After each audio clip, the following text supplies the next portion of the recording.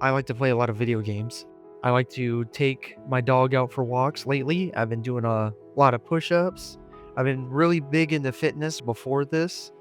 Me and I consider her my wife because we've been together for almost 4 years now. And, so we don't have any kids, but before the diagnosis, we were in the process of, figuring things out, getting a house, getting married and everything, and, we're still thinking about getting married. Right now, we're just kinda waiting on medical bills and stuff like that. My name is Michael, and, I was diagnosed back in April of 2025, and, I live in Iowa. So, I first started noticing symptoms back in February, very early February. Me and, my family, we went out to, Minneapolis, Minnesota to go to the, Mall of America, and, we also saw a hockey game while we were up there, and while we were up there, that's when I started waking up in the mornings, and I started just randomly feeling very, very nauseous for no reason, and so I just kinda marked it up as, maybe I ate something bad. Um, we ended up getting back from Minnesota, and, I wanna say this is about the middle of February, but, after we got back from Minnesota, I ended up calling in for an entire week after we got back because, I just couldn't lay flat anymore. I could not lay fully on my back without getting a really bad what I like to call is a dizzy spell. Um, the best way I can describe a dizzy spell is, if you were to stand still and, spin in a circle and just stop, and you just kinda let your equilibrium go ham. It's, it wasn't fun, but, it was around that time that I was just like, "I gotta do something, I can't keep calling in." So, I went to my local doctor, down here, and they marked it up as it could be your ear crystals, little crystals in your ear that, help out with your balance and everything. They say sometimes those can get dislodged and cause these vertigo-like symptoms. So they gave me some medication and it helped out with the dizziness, but with me being a diesel mechanic and going underneath the trucks all the time, laying flat like that on a creeper was not a whole lot of fun for me. I um I would get up off the creeper and go straight to the trash can essentially. It was around that when I couldn't stand it anymore that I was just like, there's gotta be something more going on. Um, so we're getting closer to, March. This is around the end of February, um, is when, I started getting, facial weakness on my right side. So I couldn't really smile on this side. I couldn't blink very well on this right side. And so I, contacted my doctor and I was just like, there's something going on here. And so, he was just like, what I'm going to do is I'm going to send you up to the ENT's, ear, nose, and throat doctor, and just to make sure that it's your ear crystals or if it's something more. So I went through a couple tests up at the ENT doctor out in South Dakota, and that's where they ended up finding my eye nystagmus. And eye nystagmus is if I look completely to my right or completely to my left, my eye will bounce back and forth like this. Um, so they were the ones that said you should get an MRI done. Um, this wasn't, and I didn't get an actual MRI until closer to April, which is really sad to say, but that's just how the process went. Went into the hospital to get an MRI, and that's where they found a mass. Our doctors down here in Sioux City are we don't have a whole lot of neurosurgeons. We don't have a whole lot of neurologists down here. So what they did was is they sent me from our St. Luke's hospital to our Mercy hospital where they have a neurologist there. Um, that's where I did another MRI, and they basically wanted to do surgery right away to see if they could get it out of there. Well, I ended up staying the night there, and the next morning they said, "We're gonna send you up to Omaha because our I can't really tell where this thing is at, and they have better MRI machines up there, and I don't wanna, just go in and start trying to cut out something I can't see." So, they took me up to Omaha and, did another MRI up there, and then that's where they, found that it was inside of my brainstem. It's called a DMG, which is a diffused midline glioma. Um, Essentially, it is completely smooth. It has no borders, which means it is fused to my brainstem. When they first when they first walked in and they told me, I honestly just kind of felt very numb at first. Um, didn't know what to think. Uh, so honestly, what I did was I scared a lot of doctors doing this, but I, basically took off the medical stuff that they have hooked up so they can read your heart and everything, and I looked at my mom and I said, "I'm gonna go for a walk." Um, I had my best friend Kevin with me, and I had my wife Becca with me, and, we ended up walking down to the church that's in there in the USMC. There is where it all just kinda really hit me, and, I just kinda broke down there. Um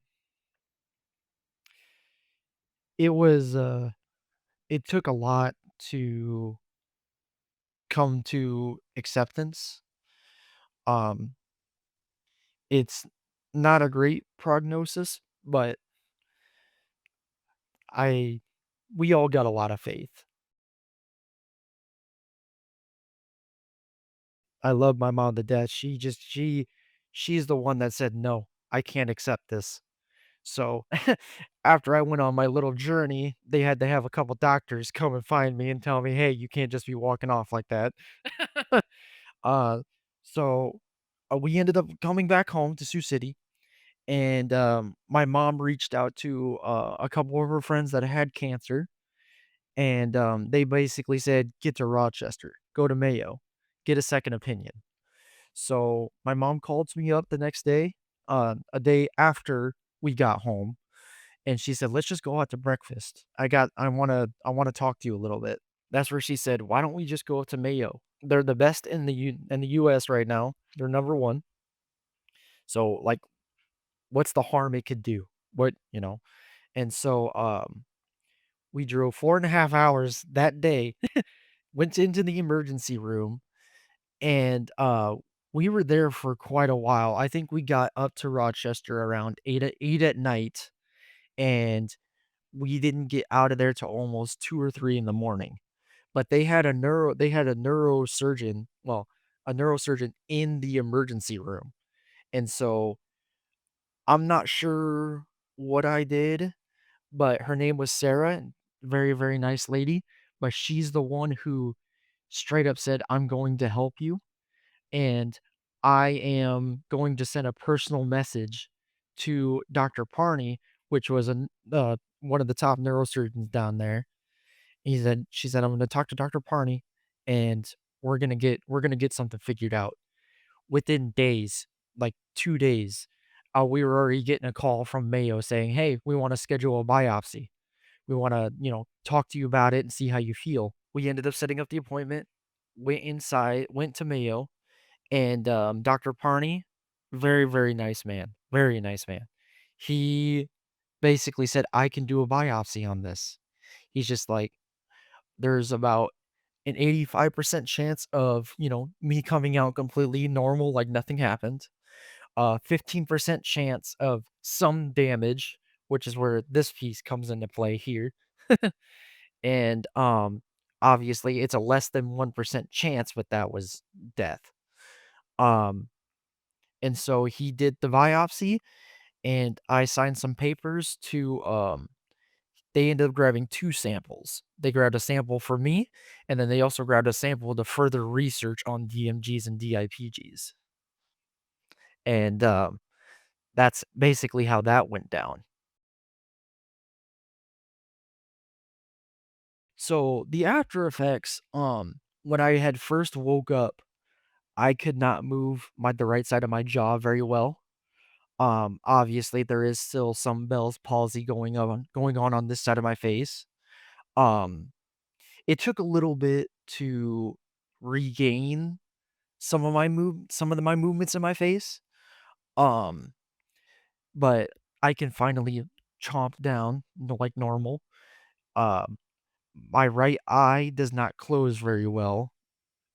It goes about my eyelid goes about halfway down and then stops. Can't really move my right side eyebrow very well. Um, and then my left arm from about your pectoral muscle all the way down to your fingertips, my arm is still kind of completely numb. I'm starting to regain some feeling in my fingertips, which is really good. But other than that, the rest of my arm is still fairly numb. Um, but I'm still able to walk, I'm still able to talk, swallow, all the normal things that you're normally able to do. It's just this piece mainly. With DIPGs and DMGs, it's the treatments are still fairly limited because there's a lot of ongoing clinical trials. Um, Dr. Breen is my radiologist, and he said that photon radiation is the best type of radiation therapy on these types of tumors. Um, oh, when we were talking about it, he basically gave me an option. He said, um, I could do the full 6 weeks of radiation in one go and essentially see what happens. Or Dr. Breen has been working on a clinical trial, and this clinical trial includes I do my first 2 weeks of radiation, and then they just kind of go on observation from there. Essentially, if this thing tries to grow or go anywhere else, then you shoot it with another 2 weeks of radiation. Um, it's essentially to prolong the treatments, because when you do your full 6 weeks, you have to take, I believe, 6 months to almost a year off of treatments just to let your body recover and recuperate and heal. And so, when he brought up those options, my mom was the one who basically straight up asked him, "If this was your child, which one would you choose to go for?" And he said, "I would go for the clinical trial just because of the fact of a full 6 weeks of radiation on a tumor that's in such a very, very, very, very sensitive area of our body. It could either grow or it could shrink at a rapid pace and pull that brainstem down with it." And so we opted for the 2 weeks of radiation, go in once a month for an MRI, see how the tumor is doing, and then if it tries to progress or get any worse, hit it with another 2 weeks of radiation. They had been talking about a pill called ONC201, but that treatment, um, my doctor still has to talk to other doctors about and see if I'm qualified for it. After the first 2 weeks, I was very, very nauseous. I was very nauseous. I was nauseous during the radiation as well. That was my main issue was the nausea. Um, after the 2 weeks got done, um, I got home, and, what they had told me was this thing might swell a little bit because how my doctor, talked about it is it's like training for a boxing fight. You get hit in the eye too many times, your eye's gonna swell up, and then eventually that swelling is gonna go down and get better. My first week home, I felt a lot of pressure in my head. I felt a lot of pressure in my head. Um, there was the dizzy spells were pretty bad. Those dizzy spells were pretty bad the first week, but, as time went on, things started improving. I, started getting less dizzy spells. My eye nystagmus has gotten better. I've been able to move around a lot better. Thankfully, I've never had any issues during this journey with my mobility. Thankfully, I've been able to keep my mobility as normal as possible. Um, but the first couple weeks after radiation are rough. My hair started falling out in the back of my head a little bit where they were doing the radiation. But other than that, it was pretty okay. It's hard. It's very hard. I'm not gonna lie to you. Um, I'm on Facebook. I have joined up with some support groups, where they were able, they were able to get their tumors removed. They didn't have the same thing I did, but they were able to get theirs removed. To me, I feel like that if the tumor is removed, you have a little bit more of a fighting shot because there's nothing there pushing up against optical nerves. There's nothing there, but I know that, uh, they can reoccur. Um, it's still kinda hard for me, but I'm slowly accepting it. I just kinda keep praying and, keep telling myself that I've been in my body for 26 years, and this thing has been in my body for a couple months, and, I'm gonna I'm gonna make sure this tumor dies.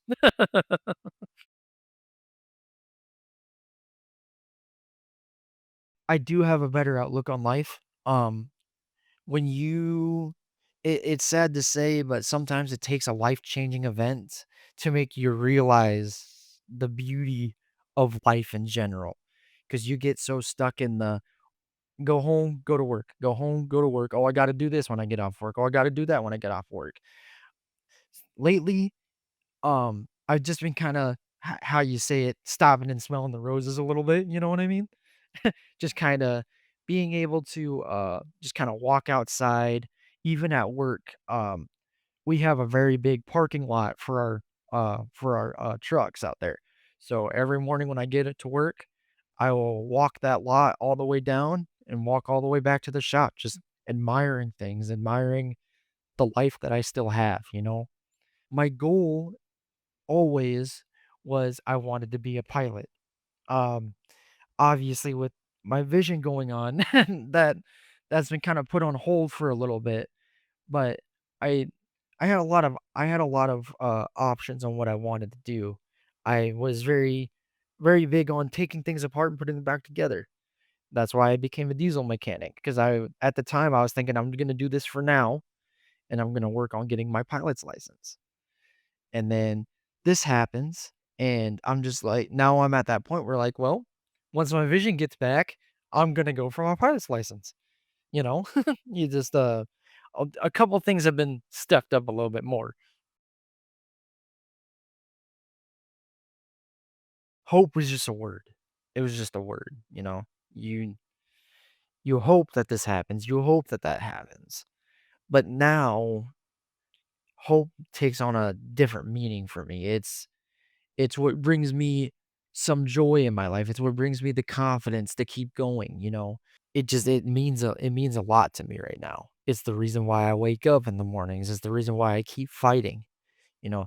The hope of I'm gonna live a long life, the hope of I'm gonna be able to spend time with my family, and it's just a joke, but me and my mom have been cracking jokes lately about I told her, I was like, no offense to you, mom, but I hope I bury you first before you bury me." And she goes, In all honesty, no offense, I hope the same thing."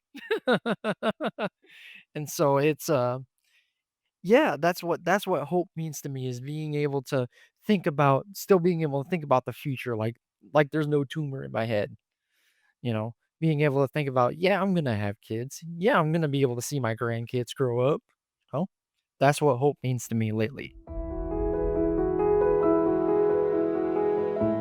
Don't take life for granted. I definitely took my life for granted. I was one of them people that always said, "Oh, I'll do it later. I'll do it later. I'll do it later." Don't let a life-changing event, whether it be cancer, whether it be traumatic brain injuries, whether it be whatever it is, don't put your life on hold just because you think you have time. I nobody ever expects to get it. I definitely did not expect to get this. I was healthy. There was nothing wrong with me. My blood work was fine, and it all started just by getting dizzy, you know, all because I couldn't lay flat on my back. So, if you're able to help out somebody, help them out. If you see that person that's on the side of the road and doesn't know how to change a tire, what's the harm in helping them? You know, always try and be the best you that you can be. Because even I lived my life of, why be a jerk? Why live your life being a jerk? You know, be the best version that you can be now, and then that way you can just take it with you. You can always take that with you. Nobody can ever take your personality away from you.